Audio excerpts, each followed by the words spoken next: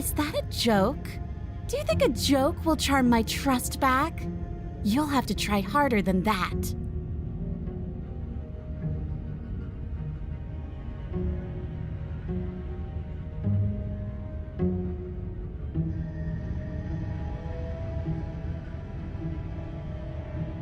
And why would I do such a thing? Is someone's guilty conscience getting to them? But I wouldn't worry. As much as I may hate you, letting you live is in my best interests. If you get me out of here, the only thing that will be dead and buried is the bad blood between us.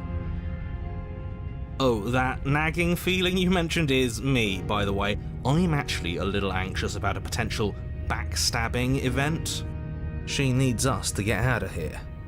We'll be fine if that's what we decide to do. You won't be fine because destruction is in her nature. If she gets out of here, that's it for the world, remember? Even if that's true, that doesn't automatically mean she's going to stab us in the back. I think that depends on your definition of words like stab and in the back.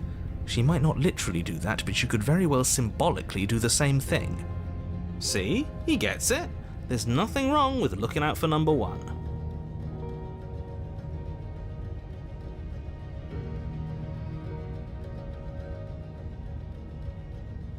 Ooh, smart. Let's apologize, get us back on the right foot. The only mistake I ever made was thinking you would help me. And I'm not going to make the same mistake twice. Well, that leaves us at a stalemate. But unfortunately, I need you if I'm ever going to leave this place.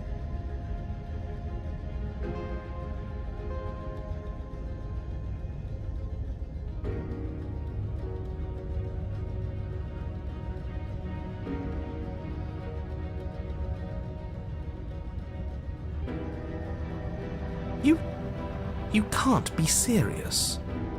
Now, hold on. We should put this to a vote. The blade is one of our most valuable assets. We can't just give it to her. What if she uses it to kill us? I vote no. As do I. I, abstain? You abstain? She's going to kill us if we give it to her.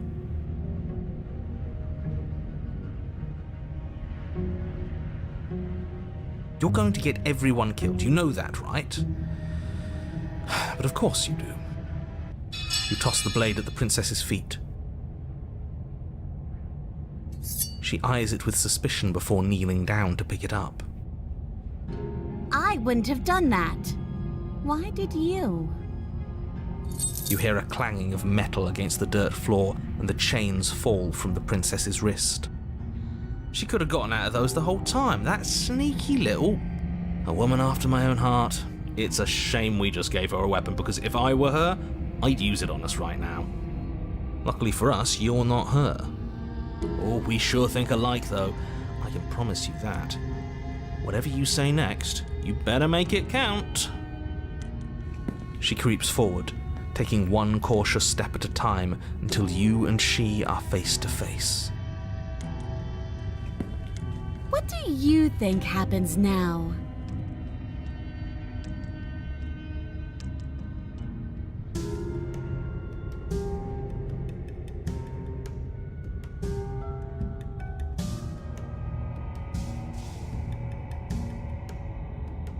Her shoulders tense and her eyes dart away. This is another trick. You're trying to sow doubt, but it's not going to work on me. And then she buries the blade in your heart. What? No, come on, that's not right. I told you this is what she was going to do. Glee dances across her face as you fall to the ground. I did it. I got you. You... The princess seems to tremble, her smile fading quickly, replaced with concern. Her nervous eyes brim with tears. Why? Why did you let me do this? But you don't have the strength to respond, nor do you have the time. Everything goes dark, and you die.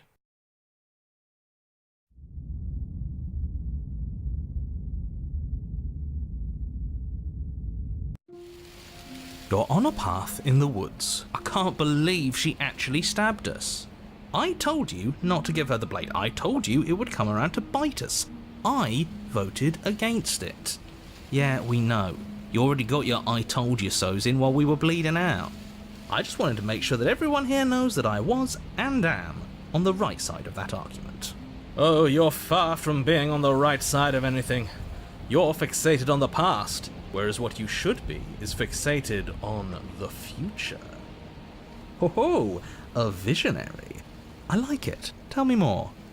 Gladly, my dear fellow. By cruelly turning on the princess in her moment of vulnerability, we made ourselves an enemy. But by mastering our fear and insecurity and handing over our power, we've begun a journey to something so much deeper. I like journeys. Travelling is a bit of a passion of mine. It makes me so relatable. Now, where are we off to? Well, if we're lucky, it's a journey to love. She hates us. Does she? She hesitated before stabbing us to death. As ridiculous as this guy is, maybe he has a point. I don't know if I necessarily buy into his whole love journey thing, but maybe she won't be as keen to betray us this time. We've already proven to her that we can change, so maybe she'll realise that things don't have to end in violence. You know, maybe you're right, in which case I suppose the only thing to do is to get back to the cabin and give it another try. Give what another try exactly? You are aware I've been listening to you, right? It makes no difference if we conspire in the shadows or bear our intentions with open hearts. We are breaking your cruel cycle and whisking her away to freedom. Oh, are you now? Great, so you've obviously been here before, since you apparently died at least once. Twice, actually. Sure. Twice. Then I'll spare you the little introduction I had planned. You already know about the princess, and clearly you already know that she's dangerous. So don't muck this up. It's bad enough that this isn't your first time through.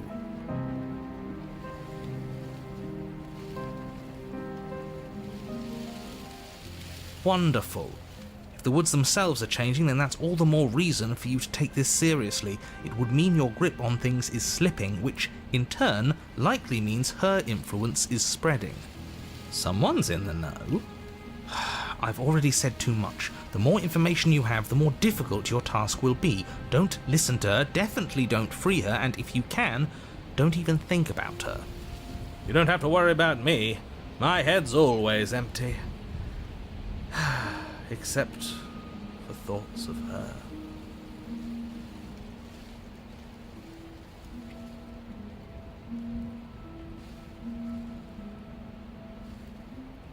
Yes, good. Playing both sides. That's what smart people do, and you're the smartest in the room. I'm not sure it counts as playing both sides if people can hear you doing it. Buddy, you're thinking in far too few dimensions. There's layers to doing this right, and I'm pretty sure the one making the choices gets that. Trust in the plan.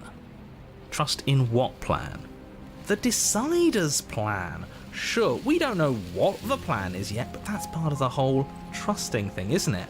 A good leader knows how and when to keep things secret, and sometimes a good leader even knows to keep things secret from himself.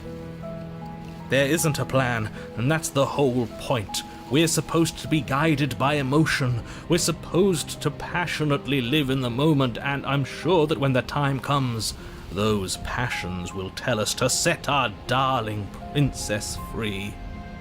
If I were you, I'd remember what she's done. You know how dangerous she is, and you should know that someone like her shouldn't be let loose upon the world.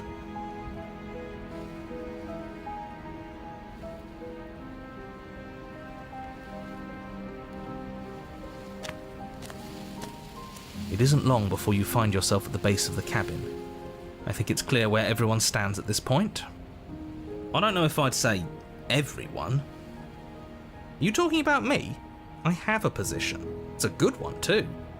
Ignore him, he's just talking for talking's sake. My position is the only one that matters. The princess is a threat to you. She's a threat to me, and most importantly, she's a threat to the world.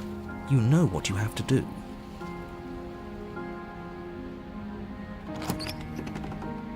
The interior of the cabin is hardly an interior at all anymore. The burned-out ruins merely suggest the shape of the structure that once stood here, charred wood still reeking of ash. But beneath it lies the fresh smell of spring growth after rain, the promise of new life in the wreckage of the old. The only furniture of note is the crisp shell of what was once a table, a pristine... Wait, this isn't right. There's supposed to be a pristine blade. Why isn't there a pristine blade? We gave it to her last time. She can't still have it, can she? Well, it's not here. And if she has it, let me guess, you want to get all chummy with her. Look, as far as I see it, if it's between him and her, I say we side with the one who has the weapon. It's just the smart thing to do. I wouldn't be so hasty.